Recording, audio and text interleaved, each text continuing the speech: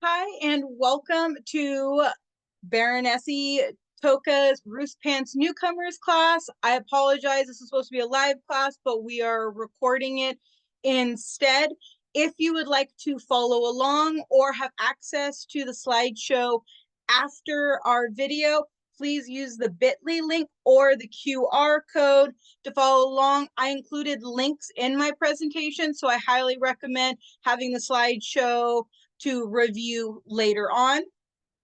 So the pants that we're going to be talking about today are the baggy Norse roost pants that were found during the Viking Age in Scandinavia and Eastern Europe. I have two pictures. Neither of these pictures I own. The one on the left is from Arm Street, a vendor in the Ukraine, and the ones on the right is from otholocrafts.com, but they were both very good pictures of the pants. All of my husband's pants are under his long tunic, so none of the pictures are really great to advertise the pants, but these are the pants that we're going to be working on today using the pattern I use and the methods that I usually use to make the pants. So to start with, pick out a pattern. The one I usually use is a poorly digitized hand-drawn picture, but it's worked really well. It's very simple for someone new to sewing or someone who hasn't made these pants before. So unfortunately, it's a little hard to see, but I did include the original pattern that also has on the right-hand side a brief walkthrough, but our walkthrough today will be a lot more detailed. Their measurements, I don't know for the person that they're making the pants for, how poofy they want the pants, but the 45 inches for the waist and the length is quite a bit of fabric. I know for my 6 foot tall husband, I shrink the measurements quite a bit, but this is kind of the generic pattern. If you have any questions about your measurements or adapting this pattern, please feel free to reach out to me. I am happy to discuss, for each person, hey, how do I need to adjust these measurements? These pant measurements are for, I feel, a much larger person, maybe an SCA large, extra large, or for super poofy pants. So very much based off of personal preference, what the measurements are. I included Dreckies, my husband's pant pattern that I use. I'm a big fan of drafting geometric patterns by Sharpie on paper. So for my husband, who is 6 feet tall, about 230 to 250 pounds normally, he's a SCA large. I only have for the waist about 31 inches plus the seam allowance, which I like to do big 1 inch seams for these pants. They're easy. They're big and puffy anyway, so they don't get in the way. But I took that 45 inches down to 31 inches because even still, the 31 inches is, because it winds up being doubled. We're looking at 66 inches around the waist. That's still quite a bit of fabric for my husband. I also label it so his leg measurement is going vertically. That's about 34 inches plus seam allowance. Ignore the square down here. I got lazy when I drafted the pattern. It has nothing to do with the pattern, but I thought it'd be weird to put like a random white box there. So just ignore that square. That's me having poor art skills. I also have his calf measurement. So the calf width, you want to measure the width of the calf plus seam allowance. His is about 18 inches. He likes it tighter so that his pants don't fall down without the window gauze. And then from his ankle to his knee, the length of the calf is about 14 inches plus seam allowance. I probably should rotate this square or this rectangle to make it easier and more logical, but I didn't. So instead, I just have it written so that when I'm measuring stuff and sewing, I know which seams I'm working with based off of the measurements, particularly with the leg squares. The 34 inches and 31 inches are pretty close together that sometimes it's hard to eyeball it. So I always have to measure it just to make sure I'm sewing the correct seam. And then you'll also want a waistband. I usually have it about 4 inches wide, and then it depends on the length. Ignore the fact that it's not a beautiful rectangle. It should be one continuous 4 inch strip. I am not very artistic, nor did I think this pattern was ever going to wind up on the internet. So do not draw it to look that funky shape. It's just a 4 inch rectangle. And you want to make sure that that waistband is long enough to go around your widest point. So around your hips or whatever is your widest point that the pants are going to be crossing. Otherwise, you're not going to be able to get the pants on and off. I also have it written out. So for non-fighter pants for my husband, Drecky, I have a length of about 48 inches plus my seam allowance because you need a 1 inch seam allowance on each side. So I usually just add 2 inches. But for his fighter pants, he has all his Under Armour, his padding. I usually add another 4 inches or so to it. Really depends. That's kind of a flexible number of just how much padding you have underneath your fighter pants, depending on the purpose for your pants. Also, for some of his pants, I include a gusset, and that's just a diamond square shape that goes in the crotch area to give a little bit more leg space for his fighter pants. I almost always include that gusset because he's moving around a lot and he needs that extra like leg space to spread his legs. It's not necessary.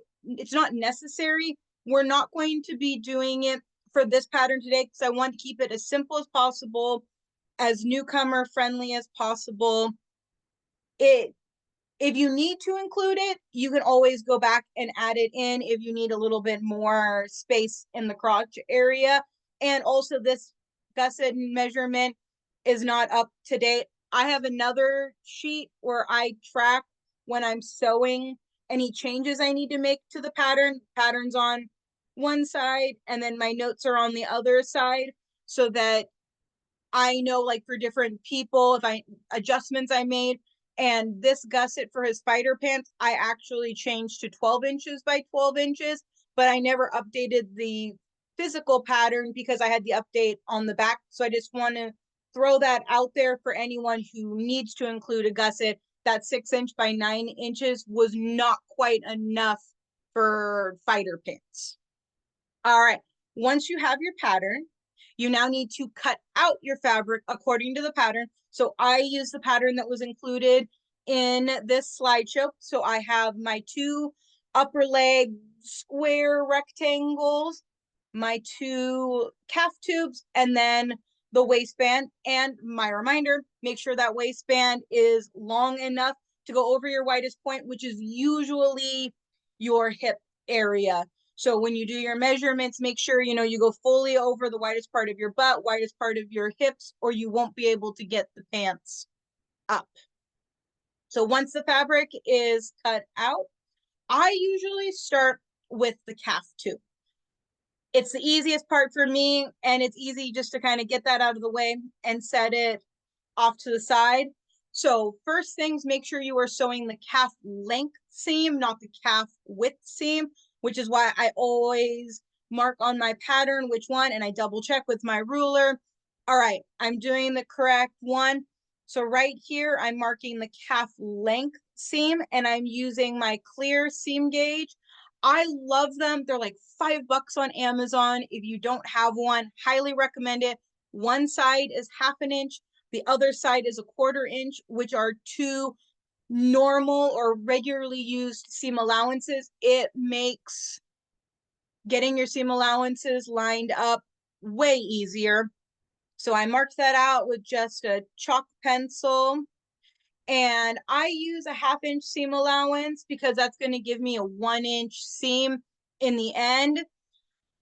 It's a nice, easy number to add on. And with the seam gauge, really easy to mark out. Don't have to do anything weird. For the calf tubes, I use a flat felled seam, which makes it nice and flat when you're adding the Winnegaud to it. I mean, it's so flat, it's hard to show for the calf tube.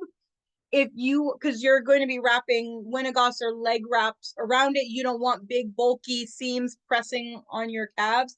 I did include a link down at the bottom to a flat felled seam tutorial if you are not familiar with them. They're really easy to sew, but I didn't want to walk through all of the steps of learning that seam in this video, but there is the link there to make sure you understand how to do the seam if you're not familiar with it.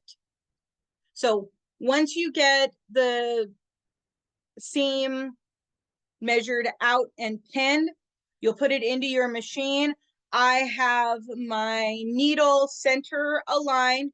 Usually I have, you can't see underneath here, but I have a magnetic seam gauge that's set to 1/2 inch. So I will line up the edge of the inner edge of the fabric with that seam gauge and do a 1/2 inch seam, just boom, straight down, tie it off at the end, have all the pins pulled out. Then you'll do the second step of the flat felling, of where you take that piece of that edge of the fabric that extends past the original edge, and you fold it, you iron it down and roll it, which is what's shown in the second picture, and pin it. You have a nice flat seam, very comfortable on the calf when you're wearing Winnegoss. But to sew that second seam, you need to turn the tube inside out. I then usually left align my needle. You just want to make sure the needle is going at the edge, not too far at the edge. You want a little bit of a lip so that you're not risking going over the edge of the seam, to get that as close as possible to the edge so you don't have like a big seam to catch on. And you just sew that whole tube, and ta-da, you're done with the first part of the tube. Then you'll want to turn the tube, the calf tube, inside out so that the right side of the fabric, so the fabric that's going to be on the outside of your pants, you go down to one of the edges, doesn't really matter which one at this point, and you're going to take your seam gauge and mark a 1/2 inch seam allowance around the whole bottom of the tube. And you can see here, my fabric didn't quite align. It wasn't perfectly cut out. It really doesn't matter at this point. That little bit that wasn't as long as the other side is just going to get rolled into the seam allowance, and it will be even, and no one will know that I didn't perfectly cut out the fabric. So don't stress about that. But again, love my seam gauge, makes things super easy with a chalk pencil or tailor's chart. So mark that edge. Then you'll take the tube, flip it inside out, and along that chalk mark, you'll flip it up, iron it down, and pin it so it stays flat. I usually use a sleeve ironing board. They're much narrower, and it's very helpful for sewing sleeves on tunics and doing pant leg or just any small tubular project. They help a lot, and they taper also, so you can get different widths on it. Another piece of equipment that if you don't have, highly recommend. So you'll flip it up along the seam line, sew it, pin it. Then when you have that first seam or that first bit of fabric folded, you're going to do the same thing, flip it up again, so that you're going to flip it along the edge of the tube, because you want another 1/2 inch flip, so you'll have a total of 1 inch, and then press with your iron and pin again. Once you have that tube pinned all the way around the ankle, then you're going to go and just sew it, same thing, left align or right align the needle depending on where the edge is, and sew along the edge, but not so close that you're risking sewing over that edge of the seam. So you just want it right next to it. When you go to do the other tube, make sure you're sewing the other side of it so that you have a seam edge that's going to the right and a seam edge that's going to the left on that calf length. As you can see here, this first one has the seam edge on the right, and this one has the seam edge on the left. It's kind of hard to see in the picture. That's why I put the words in there. It's not the end of the world if both of your seams are going the same direction. It's kind of a nitpicky thing, but I like it. It makes me feel better and it's easy enough to do. But if you wind up sewing the second tube and it looks identical to the first one, don't worry. You don't have to rip out all of your seams. It's going to be wrapped in Winnegoss and no one else will notice. And if they do notice it, ask them to show you how to make pants or to make you the next set of pants. No one should be critiquing you that closely unless you ask for it. So once you're at this point, set them aside. You're done with the calf tubes for the moment. Now we're going to move on to the upper leg. So on your squarish rectangular piece of fabric, identify the pant length side, and you're going to make a mark halfway down. So for my pant length, they were 36 inches long. So I have a mark at 18 inches. And then you're going to take the opposite side. So I have that side that you marked, and then across the fabric, that other side, because you want to sew a tube that's going to form the upper leg from your knee to your crotch. That's the tube we're sewing right now. For these seams, I use a French seam, which is a pretty chunky seam. So you can see here, the seam kind of sticks out. This is a 1 inch chunkier seam, but with the pants being so big, it's not really that big of a deal. It's easy, it's quick to do. If you have another seam preference you would like to do, I just don't recommend doing flat felled seams for these seams because it's harder to do and it's not really necessary, and I find it harder to line up my seams. But to each their own. Use a seam that you're comfortable with. For these pants, I also included a link to a French seam tutorial. If you're not familiar with them, they're really easy seams to make, but I wasn't going to take time in this video to walk through the process on it. So there's a link if you would like to view that.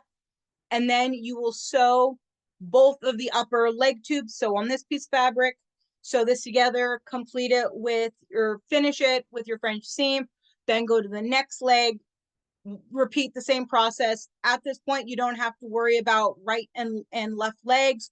Do exactly the same thing. It doesn't matter at this point. Neither of these seams will have any directional sewing at this point. So once those tubes are done, it will look like you'll see that there is a sewn half with that French seam and then an unsewn half. So half of it's sewn, half of it's not sewn. And then once those tubes are done, you're going to connect the pants together.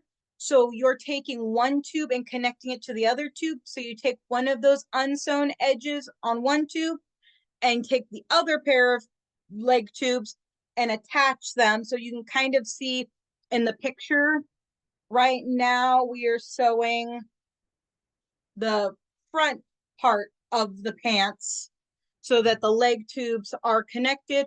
You'll also use a French seam for this one. It tends to help line step up if you have like the same seam going to the same seam.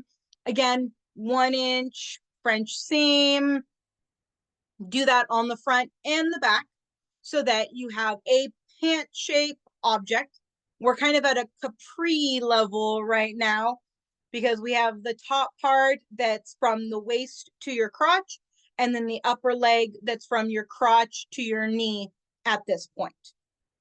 Once we have our capris, we now need to attach the calf legs to the leg tube. So what I do is I take the capris, the pant upper leg part, turn it inside out, and then you want to put the calf tube right side to right side. So the tube, the outside of the capri pants are going to be flush up against the right side or the outside part of the calf tube, which you can see in the left-hand picture. The right hand, the outside of the calf tube is shown right here. You can tell from the seam. And then this is the outside of the upper leg tube. So the calf tube slid right inside. You'll want to pin on the vertical seam allowance. So you can see here is our seam allowance on the outside for the upper leg, and then line it up with the seam for the flat felled seam on the tube, and you'll pin there. Then you go fold the leg tube and the calf tube, mark the halfway mark on the calf tube and the halfway mark on the leg tube, and pin there as well. So you can see in the right hand picture, our seam pins, the seam to seam pins are on the left.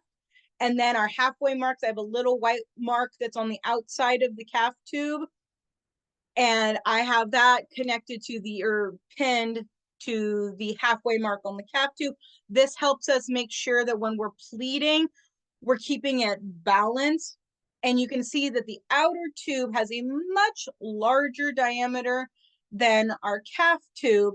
So we're going to have to pleat or make little S-shaped folds in the fabric to shrink that tube. And that's what makes the puffiness around the knees. So once you have that pinned, you can see you make these kind of S-shaped folds. You just kind of fold the fabric, fold a little excess until you get back to one of the pins, and then it's even. I usually try to balance it. You know, if I do 3 pleats on half of the tube, I'll do 3 pleats on the other side, try to keep them approximately the same size pleats, but in the end, they're big poofy pants. As long as they're approximate, it doesn't have to be exact unless that makes you happy. But just kind of pleat it around, and you can see in the picture that, you can see in the picture that the outer leg tube is now the same size as the inner tube or the calf tube. I usually do the pins vertically for this. So when I put it into my machine, I just have to pull the pins out to the side, and it also holds those pleats a bit better than if I do the pins horizontally at this point. But again, it's personal preference. I usually use a 3/4 inch to 1 inch seam allowance for this seam, because folding those pleats in for the French seam, we use French seams for this part also, can be difficult if they're too small. But again, if you want to use a different seam for this, that's up to you. I just like the French seams. Even with the Winnegoss wrapped around it for this part, it doesn't usually cause any irritation or like bulkiness. So it's an easy seam to use. So you can see here, once again, my vertical pins that make it easy to sew and to pull out. Once you get that 3/4 inch or 1 inch seam allowance, you'll take it out and you'll pull that calf tube back out, as we can see on the right, and press down the seam allowance. So the 2 seams, fold them back so you get a nice flat seam. And then you'll turn it up and do the French seam from here. Once again, I'm using the sleeve ironing board because it fits into the tube, and I can easily rotate the fabric to press and get a nice flat seam for the leg tube and calf tube seam. Then you fold them up and you get your French seam, and ta-da, you are ready to fold, or you're ready to sew. It looks pretty bulky, but when it's on you, that kind of gets sucked into the poofy part, and it doesn't really interfere with comfort. If you wear the pants and you're like, for me, it's bothering me, you either need to make your calf measurement wider, or you might need to find a different seam or a way to lay it down that makes it a little bit more comfortable. My husband and I haven't had issues with this seam, but it is one that I can see potential irritation. So this might be some trial and error for each person. Then once you have that sewn, ta-da, you have pants. But we're not quite done. So at this stage, we've attached the capri part up on top. We've pleated it to the calf tubes. And I do believe I forgot to mention that when I do the pleating, I pleat it so on the outside of the tube, which is technically the inside that we're working with right now, the pleats go towards the back of the pants. It tends to look better and be a little more flattering if all the folds are going backwards, but I am notorious for very diligently doing that, and it doesn't turn out. In the end, no one notices. They're big poofy pants. It's really not the end of the world. If you mess that up, you don't need to tear it all out and redo it unless it's bothering you and that's your personal preference. Even for these pairs of pants, I will fully admit I did it backwards and I don't care. No one else is going to notice. That's just going to be me and whoever watches the videos. You'll look at these pants and go, haha, you did it wrong. It's okay. I don't care. All right. So now that we have our pants, because you can see here that the pleats are actually going towards the front of the pants, because this will wind up being the front of the pants in the end. I could have just turned the pants over, but that didn't happen. But it's okay. So once we're at this stage, now we need to move on to the waistband. So you take that 4-inch strip of fabric, fold it in half, and iron it so that you get a nice crisp edge to help when we fold the fabric in half and makes it easier. Then you're going to unfold that fabric and flip it over so the little ridge, that edge that we just made, that folded edge, is up on top, and mark our 1/2-inch seam allowance, which I have pictures here. So you can see this is the right side of the fabric. This is going to be the fabric that's on the outside of our waistband. I have the 1/2-inch seam allowance here, 1/2-inch seam allowance on the long end. You'll do that on all 4 sides. Then you flip it back over and fold up on the chalk lines. I recommend doing the long end first and then folding up and ironing the short end. I did not do that in this picture. I don't know why. I know better. But here, because we don't have these short ends that are enclosed over the edge, I wind up having a raw edge that's at the base of the waistband, which I don't personally like. But these were just demonstration pants. But I'm pointing out I made a lazy mistake here, rushing through these pants. Do better than me. Iron your long end and then your short end, which will enclose all of that loose edge of the fabric, and it will look a little bit neater and it's less likely to fray. So once we have those folded, we'll flip it back over and iron it back in half along that ridge, which we can see in the top picture. And then I usually pin the open edges together with safety pin to keep it from moving while I'm pinning it to the pants. And then you want to fold it in half and put a little mark on both sides of the waistband. It makes it easier to line it up if you have it marked on both sides, that halfway mark, because we need to line up the waistband on the pants. So don't forget to mark the halfway part on the waistband.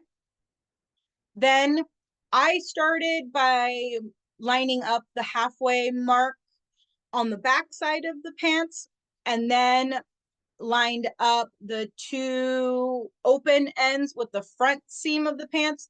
So you can see we have the back seam here and then the front seam here, line up and pin. And you take that edge of the top of the pants and line it up with the edge of the folded edge inside the waistband. Makes it nice and easy, and when you sew it, you're sewing through 5 layers of fabric. That makes it a lot more secure. And when you fold down the other half, because we already creased it in half, it kind of naturally lines up, so you don't have to futz with it so much, and then you just pin it. And the fun part is, because our waistband is considerably smaller than the top part of our pants, we have to pleat again.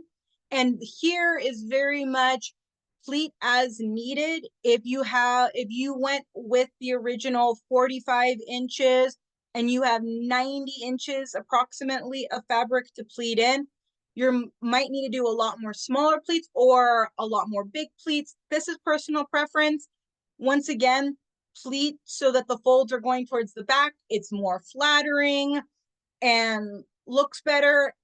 If you don't wind up doing that, usually these are under tunics. No one's going to notice. It's personal preference. So pleat them.